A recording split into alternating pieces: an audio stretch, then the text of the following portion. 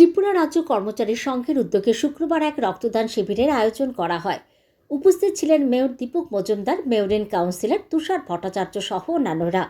এই রক্তদান শিবিরে উপস্থিত থেকে মেয়র জানান, যারা এই রক্তদান শিবিরের আয়োজন করেছে তারা সারাটা বছর সরকারের পরিকল্পনাগুলো বাস্তবায়নে গুরুত্বপূর্ণ ভূমিকা পালন করে চলেছেন। পাশাপাশি তারা সামাজিক দায়িত্বকে অন্যান্য সামাজিক কাজের পাশাপাশি এই রক্তদান শিবিরেরও আয়োজন করে।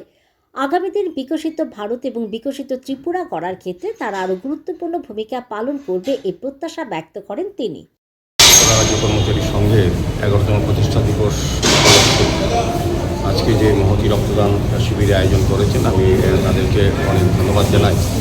তারা সারা বছর সারা দিন আমাদের সরকারের সমস্ত পরিকল্পনা বাস্তবায়নে কাজ করে যান। প্রফেশনাল দিক থেকে তারা যেমন দায়িত্ব নিয়ে কাজ করেন, এবং সমাজের প্রতি সামাজিক দায়িত্ব, সামাজিক কর্তব্য সামনে রেখে আজকে রক্তদান অনুষ্ঠান করেছে। বিভিন্ন সারা বছর কাজের ফাঁকেও সামাজিক কাজে তারা নিযুক্ত থাকেন। তো আমি বলবো আজকে বিভিন্ন নেতৃবৃন্দরা এসেছেন, আমাদের সঙ্গে তুষারবাবু আছেন, এনএসসি মেম্বার।